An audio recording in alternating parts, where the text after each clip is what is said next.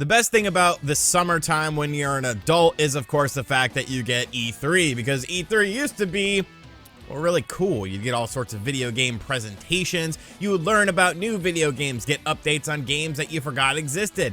But as time has gone on, the need for E3 has kind of sort of dwindled. Of course, COVID came along and made the whole thing kind of turn upside down. It was like, oh, now we're not having E3, and then we're gonna do it, but it's not in-person events, this, that, or the other. It's definitely been a very rocky road for E3, not just because of COVID, just because of how, video game information is distributed nowadays. Of course, you also have Jeff Keighley coming along with his own E3 Summer Games Fest, where he just says things are a part of it, even if they're not a part of it. Like, if a company's gonna put out a new trailer, he'll be like, oh, that's part of Summer Games Fest. It's happening in the month of June. And it's like, bro, I don't think that's how it works. Like, my birthday's in July. Is that a part of Summer Game Fest? You can make it that way, Jeff Keighley.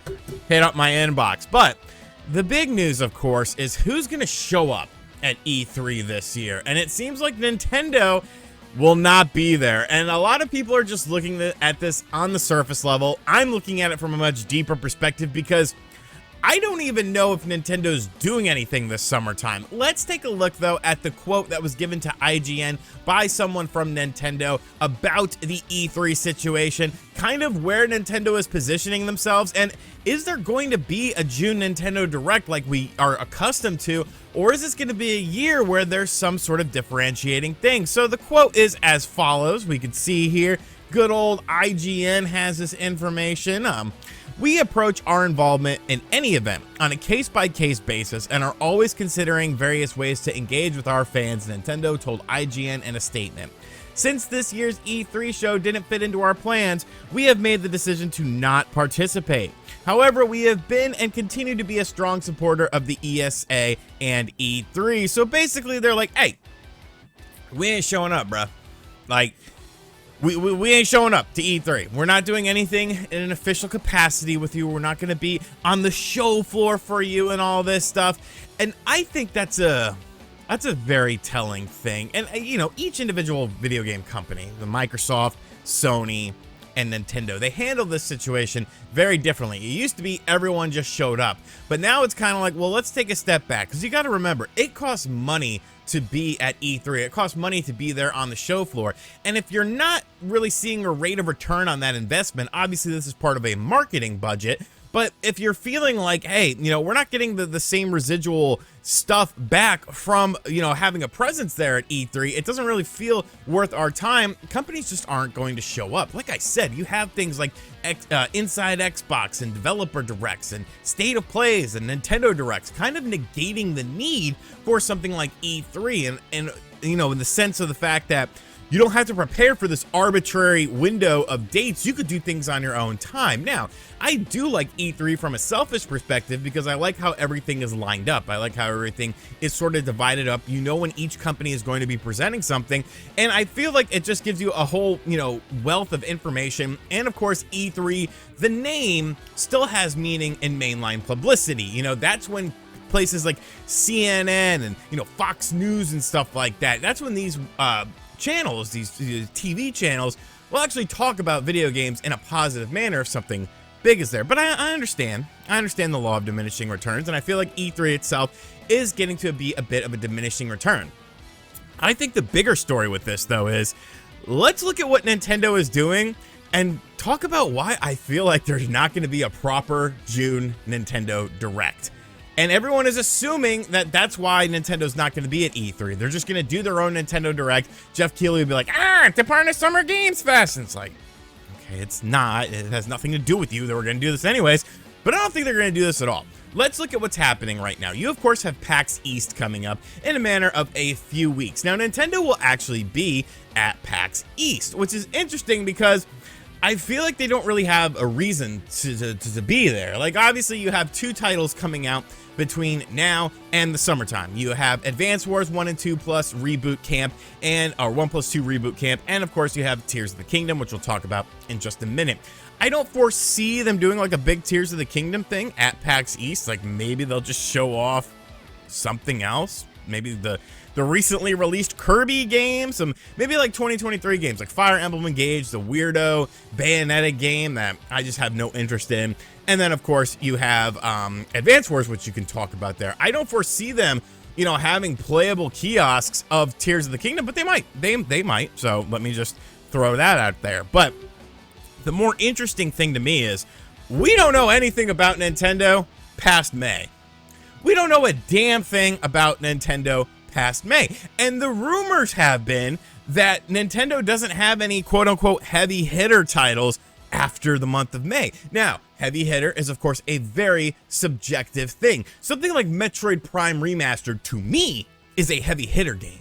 That's one of the best games of this year, probably to you too. However, in Nintendo's eyes, they don't view it like that. They showed such disrespect for Metroid Prime Remaster that they announced it and released it on the same day. This was not something they expected people to necessarily care about. In their mind, this was not a big game. So if we're getting announcements and game releases on the level of something like Metroid Prime Remastered, maybe a Twilight Princess HD, Wind Waker HD, more GameCube remasters, more games added into the Nintendo Switch Online service, a smaller, you know, scale game, would you have reason to show up to E3 if you don't really have anything super crazy planned for the second half of the year? I don't think you would. I don't think you would. And even if you do have stuff planned for the second half of the year, who's to say that you need to talk about it in the month of June? Everyone's still going to be enjoying The Legend of Zelda. I think you could go to July, August. You could do a Nintendo Direct Mini, which they've done before. You could do a partner presentation if you have some third-party things going on. I don't think it's a foregone conclusion that there's going to be a June Nintendo Direct, because it's all kind of contingent on what is coming out for the system. Are we still focused in on the Nintendo Switch, or are we shifting our priorities? Are we shifting our development budgets? Are we shifting our development cycle of games over to this new hardware? Because you have to imagine that new hardware is on the horizon, because, you know, it is. Like, every video game company starts working on the new thing after they finish the current thing. But the Switch has been around the block for a very long time. You know, you're starting to lose.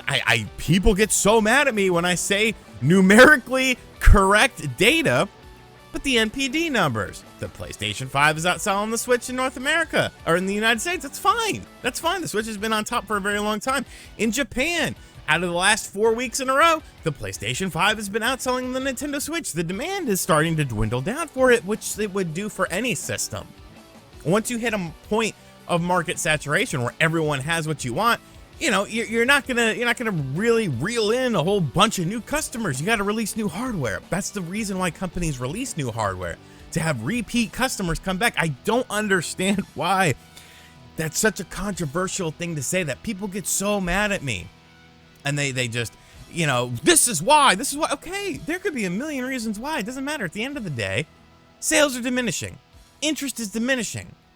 At some point in time, you have to move on to the next thing. So I don't know. You know, what is there something after Tears of the Kingdom that's of substantial matter? Look at the Wii to Wii U situation. We got Skyward Sword on the Wii. 1 year later, the Wii U released. That was a quick turnaround time. Look at my videos talking about Zelda and how Zelda usually signals the end of a console's life cycle. Not saying that there's not going to be games for it, but as far as huge games are concerned, big, impactful games, are they going to want to do a Super Mario Odyssey 2 on the Switch, or are they going to want to do it on the successor? So you have to go out and buy the successor to play Super Mario Odyssey 2. Something like that. You know what I'm saying? There's a whole realm of possibilities. It seems like everything lines up. You know, all this DLC that Nintendo is doing, when does it end? You know, when does all this stuff end? The end of 2023. So what do you do the second half of the year? Do you bother with a full-on Nintendo Direct if you don't really have anything to talk about? If you don't have that many games planned? If you have more smaller releases like Metroid Prime Remastered, which my favorite Switch game this year, by far. I don't know, man. I think it's foolish to assume that there's going to be a June Nintendo Direct. And there very well could be. I could be completely wrong on this. I'm not saying I'm right. I'm just trying to give you guys a different sort of perspective. You know, just looking at how things are playing out for Nintendo, not doing E3 when I mean, you know, it's a big stage, you know, not really talking about anything beyond Zelda. When you look at how Zelda games are handled for Nintendo, when it comes to a mainline Zelda game releasing on a Nintendo console, what ends up happening next? You move on to the next console. I don't know, man. It's very interesting, and I'm excited. I am genuinely excited for the second half of 2022. Mainly because I'm not a Nintendo YouTuber and I'll have other stuff to play anyways, even if they don't release a single game.